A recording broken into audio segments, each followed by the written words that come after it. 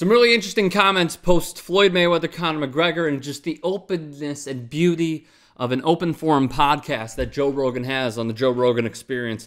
He and Brendan Schaub were discussing Jon Jones and how after Conor McGregor, there is no number two right now. It might be Stipe Miocic, but right now there's just not a clear-cut number two when it comes to the UFC and a draw and attention-grabbing guys because of Jon Jones. Now, the one loss that Jon Jones has ever had came from a disqualification from elbows to Matt Hamill. It has been proven that he gets in his own way time and time again, and Joe Rogan, whose opinion we should absolutely trust, because not only has he indebted himself to the sport, but he has been through so much as a broadcaster, as an analyst, and even on his own podcast to better enlighten us in many areas of life. So here's what he said. Jon Jones, with this, becomes the #1 fuck-up of all time for sure. Brendan Schaub then chimes in, hands down. Rogan, if he wasn't already, this is the biggest one ever. Schaub, he's consistent at beating the shit out of people in the octagon, very consistent, and consistent at fucking up. Rogan, now, we can only hope and pray that somehow or another there's some mistake. Schaub, how many times are we going to go over this?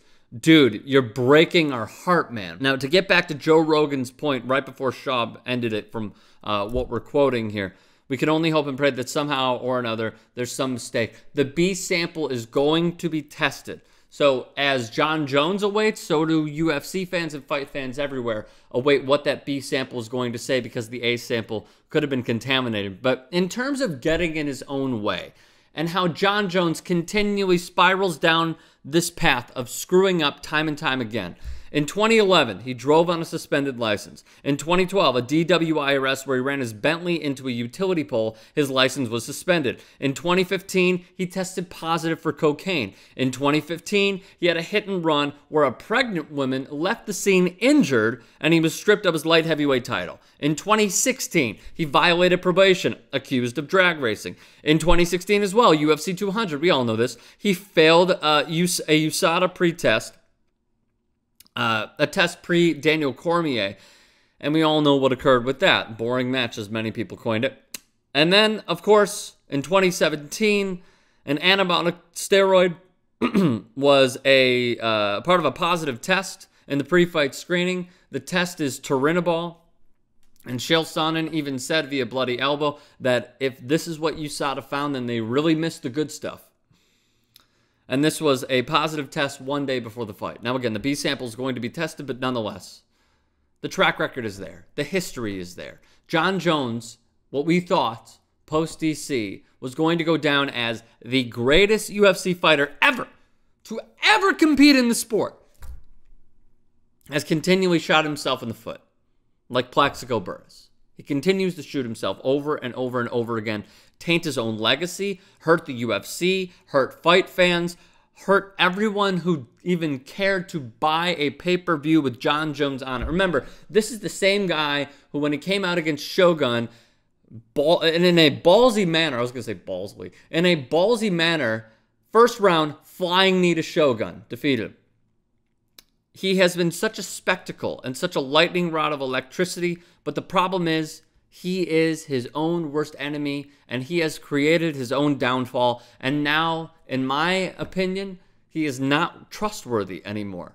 Brilliance in the octagon. If you wanted to have this free-for-all of take whatever you want, let's have the juice of the century fight with Brock Lesnar and Jon Jones. If that's something that anyone would want to have an argument about, go ahead and do it. I'm not taking part. I like the athletes to be clean. I like them to honor the code of what it takes to not only win and not only put forth your best camp, put forth your best effort, display your incredible God-given skills that also you have worked on in order to attain your legacy and your success in your respective sport. But I like you to do it clean. And Jon Jones has not done it clean once again. Now, I await the B sample test. If the B sample is clean, all hell is going to break loose. And I will eat my own words and I will own up to it because I supported Jon Jones. I thought that with cocaine, who cares? With dick pills, as Joe Rogan said, who cares? But when it comes to an anabolic steroid, that's when you start painting your own picture of you being behind these mental prison walls. And unfortunately, we have never seen this sort of fall from grace, where it's up and down like a roller coaster. Lance Armstrong was dirty the entire time. Mark McGwire was dirty almost the entire time, at least with the Oakland A's, starting with the Oakland A's with Jose Canseco. There have been many others. Michael Vick is one. Maurice Clarett is another. But to be the best at your respective sport, and an individualistic sport as well, and then to have this fall from grace, I don't think we've ever seen this before. Let me know all of your thoughts in the comments section below. Get at me on Twitter, @RickStrom, and subscribe to TYT Sports.